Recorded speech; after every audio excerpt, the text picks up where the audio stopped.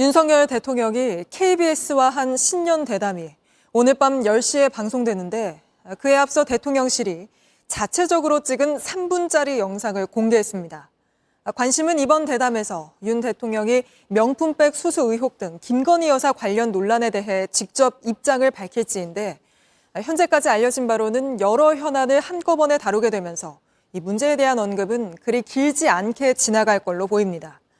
이런 가운데 여당을 이끄는 한동훈 비상대책위원장은 오늘 또다시 명품백 논란과 관련해 국민이 걱정할 부분이 있는 건 사실이라고 했는데 먼저 대통령실이 공개한 영상부터 하예빈 기자가 전해드립니다. 대통령실이 미리 공개한 3분짜리 영상엔 윤석열 대통령이 KBS 앵커에게 국무회의실 등을 안내하고 함께 반려견 사진을 보는 장면 등이 담겼습니다. 사전 녹화한 뒤 100분으로 편집된 프로그램 중에 질의응답 외에 대통령실을 함께 둘러보는 등 다른 순서가 있는 걸로 보입니다. 프로그램 제목은 특별대담 대통령실을 가다입니다. 이 대담에서 윤 대통령은 저출산 문제나 중대재해처벌법 같은 사회 현안뿐 아니라 여소야대 상황이나 남북 문제 등 정치, 외교안보 현안에 대해서도 입장을 밝힌 걸로 전해집니다. 관심이 큰 김건희 여사 명품백 수수 논란에 대해서도 직접 입장을 밝힐 걸로 보이지만 대통령실의 분위기로 볼 때 언급 자체가 길지는 않을 걸로 보입니다.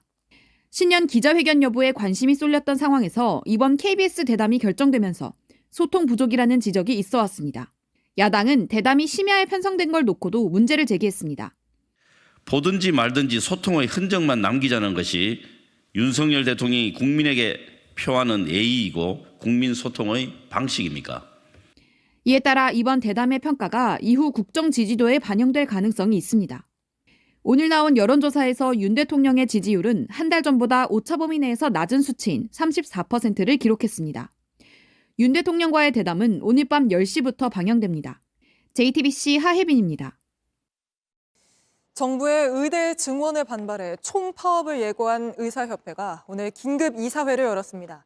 바로 현장으로 가보겠습니다. 자, 이혜원 기자. 발표 하루 만에 바로 회의를 소집했습니다. 설 연휴 끝나면 파업에 들어가겠다는 입장에는 변함이 없는 겁니까? 네, 이제 곧 대의원 회의가 시작됩니다. 집행부가 총사퇴하기로 결정하면서 앞으로 비대위 체제로 가야 하는데 이 비대위를 어떻게 구성할지 논의하는 겁니다. 이후 비대위원장을 선출하게 되고요. 그리고 나면 설 연휴가 지난 뒤에 집단행동을 계획할 가능성이 있습니다. 전공의 협의회도 설 연휴 마지막 날인 다음 주 월요일 총회를 열고 파업 여부를 논의하겠다고 했습니다. 네, 전공의들이 2020년 파업 때도 주도했던 만큼 그들이 어떻게 나올지 지켜봐야 할 텐데 지금 찬반 투표를 하고 있죠. 네, 그렇습니다. 당시 전공의들은 집단 휴진에 80% 넘게 참여하면서 대학병원을 비롯한 일부 병원에서 혼란이 있었는데요. 이번 파업 역시 마찬가지로 전공의 파업 규모가 관건이 될 것으로 보입니다. 이른바 빅5로 불리는 상급 종합병원 전공의 대다수가 참여 의사를 밝힌 가운데 현재는 파업 찬반 투표를 진행하고 있습니다. 박단 전공의 협의 회장은 할 수 있는 모든 방안을 강구하겠다고 했습니다. 네, 근데 이게 다 환자의 생명에 걸려있는 문제 아닙니까? 정부도 강력히 대응하겠다는 방침이죠. 어떤 대책을 세웠습니까? 네, 정부는 우선 중앙사고수습본부를 꾸렸습니다. 그리고 오늘 전공의들을 수련하고 있는 각 병원에 집단사직서를 받지 말라고 지시했습니다. 그리고 집단사직서를 제출하더라도 업무 개시 명령을 내릴 수 있다고 설명했습니다. 또 의료계가 파업에 돌입하면 즉시 업무 개시 명령을 내리고 이를 따르지 않으면 강력하게 처벌할 수 있다고 강조했습니다. 알겠습니다. 여기까지 들어보겠습니다. 이혜원 기자였습니다. 제주에서 한 고3 학생이 학교 여자 화장실 등에 몰래카메라를 설치해 200명 넘는 피해자를 촬영했다는 소식 앞서 전해드렸습니다. 저희가 더 취재해보니 당시 학교 측은 몰래카메라가 여러 개일 거란 교사 신고를 묵살했고 교육청은 피해자 조사도 하지 않는 등 사건을 덮는 데 급급했습니다. 유선희 기자입니다. 200명이 넘는 피해자가 나온 제주의 한 고등학교 몰래카메라는 교사 A씨가 처음 발견했습니다. 학교뿐 아니라 지역 사회가 발칵 뒤집혔습니다. 교권보호위원회는 교장이 A씨를 오히려 나무라듯 말하고 몰래카메라가 더 있는 것 같다는 보고를 무시했다고 판단했습니다. 교감이 또 다른 피해자인 담임 교사에게 가해 학생을 달래게 하고 가해 학생의 집으로 보낸 것도 잘못됐다는 결론을 내렸습니다. 제주교육청 감사도 이어졌지만 교장은 주의, 교감은 경고로 끝났습니다. 징계가 아닌 수위가 낮은 행정 처분입니다. 이를 알게 된 A씨가 교육청에 전화해 징계하지 않은 이유를 물었습니다. 저희가 이제 사실관계들을 다 확인을 해서 저에게 전화 한 번 오지 않으셨지 않습니까? 제가 직접적인 피해자예요. 저희가 감사를 할 때 거기다가 어떤 거를 전화를 드려야 되는 거죠? 제가 입은 피해에 대해서 문의하거나 근데 그거를 피해자한테 저희가 직접 조사를 할 필요까지 없는 거죠. 전국 교직원 노조가 청구한 감사와 비슷한 내용인 것 같아 A씨의 청구는 따로 안 받다는 겁니다. 가해 학생이 발각된 뒤 무단 결석한 것을 학교 관리자들이 변결 처리한 것도 모르고 있었습니다. 그 학생이 변결 처리한 것도 그러면은 법 위반이 아니라는 겁니까? 학생이 변결 처리라뇨? 그 가해 학생을 회의에서 변결 처리로 만들었는데요. 교감 교장이. 또 세부적인 그런 것들을 지금 문서를 보지 않기 때문에 증거를 준다고 해도 꿈쩍하지 않았습니다. 그러면 증거를 제시하면 그럼 다시 재수사가 되는 겁니까? 선생님이 저희가 이 판단 결과에 대해서 만족스럽지 않고 그럼 저에게 통보를 해주셨어야 되는 거 아닙니까? 미리 제가 이렇게 행동할 수 있도록? 저희가 그거에 대해서 통보를 해야 될 의무는 없거든요. 그러면서 추가 감사는 없다고 알려왔습니다. 하지만 JTBC가 이런 결론이 적절한지 묻자 제주교육청은 피해자 진술을 중심으로 감사를 더 하겠다고 뒤늦게 밝혔습니다. 꼭 언론을 통해야만 제대로 된 감사를 하겠다는 답변을 듣고 이 사태를 처음부터 끝까지 너무나도 분노하고 있고요.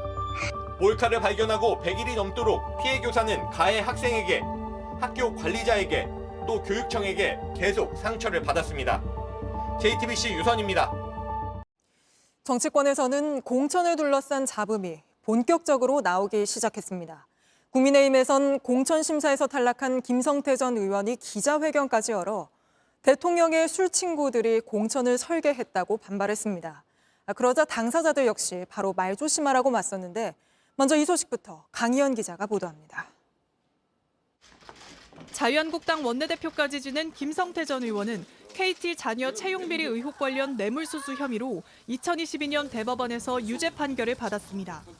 이후 사면 복권됐지만 국민의힘은 채용비리는 4대 부적격 비리라며 김 전 의원을 이번 공천에서 배제했습니다.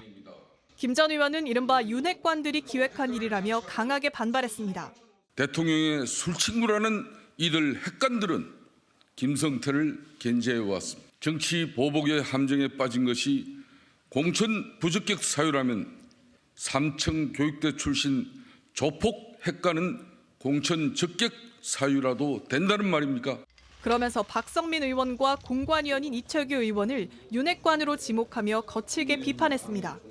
박성민 의원을 비롯한 허리 많은 대통령 측근이라고 자처하는 인사들이 이미 자신들의 입맛에 맞는 총선 구도를 만들고 또 지역 공천까지 설계했습니다.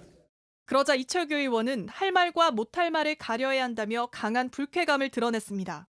박성민 의원도 음해라며 그런 구태 정치를 청산해야 한다고 반발했습니다. 이런 가운데 어제 서울특별사면 대상자였던 서천호 전 부산지방경찰청장은 하루 만에 출마를 선언했습니다. 새롭게 도약하는 같은 남이라도 더 좋은 대한민국을 만들기 위해 서 전 청장은 이명박 정부 시절 경찰을 동원해 여론조작 댓글을 달도록 지시한 혐의로 유죄를 선고받았습니다. 정치권에선 총선용 기획사면이란 지적도 나오지만 한동훈 비대위원장은 공정한 공천을 할 거라고 선을 그었습니다. JTBC 강연입니다. 최근 마약 투약 혐의로 재판을 받고 있는 한 남성을 선처해달란 탄원서가 서울중앙지법 재판부에 제출됐습니다. 그런데 곳곳에 엉뚱하고 어색한 표현이 많아 조사해봤더니 인공지능 프로그램 챗GPT로 만든 가짜 탄원서였습니다. 연지환 기자가 취재했습니다. 한 지자체의 체육회 명의의 탄원서입니다. 김모 씨가 전 청년위원장으로 지역사회 발전을 위해 헌신적으로 노력했다. 기회를 줘야 한다고 적혀 있습니다. 김 씨는 필로폰 등을 투여한 혐의로 지난해 2월 재판에 넘겨진 뒤 구속된 인물입니다. 그런데 갑자기 누구도 선뜻 나서지 않은 당내 불미스러운 일에 홀로 싸웠다는 생뚱맞은 내용이 나옵니다. 표현이 어색한 문장도 곳곳에 있습니다. 알고 보니 챗 GPT로 만든 가짜였습니다. 챗 GPT에 주요 키워드를 넣고 직접 만들어봤습니다. 재판관님의 판단을 존중하고 존재의 이점을 추구할 것을 약속하겠다. 일찌감치 소송을 제기받게 됨을 알고 있다는 누가 봐도 어색한 표현이 보입니다. 결국 덜미를 잡혔습니다. 이처럼 제출된 탄원서를 수상히 여긴 담당 검사는 조사에 들어갔고 김 씨가 타인 명함을 주며 지인에게 탄원서를 만들어달라고 한 사실이 드러났습니다. 첫 마디가 그거 제가 챗 GPT로 그러니까 이 친구가 시켜서 챗 GPT로 샘플을 만들어서 보내준 건데요 라고 이야기를 하더라고요. 김 씨에겐 마약 혐의 외에 사문서 위조 혐의 등이 추가됐습니다. JTBC 연지환입니다. 안녕하세요. 뉴스룸 앵커 한민용입니다. 오늘도 JTBC 뉴스룸을 시청해주신 여러분 고맙습니다. 오늘 저녁에도 뉴스의 현장에서 찾아뵙겠습니다.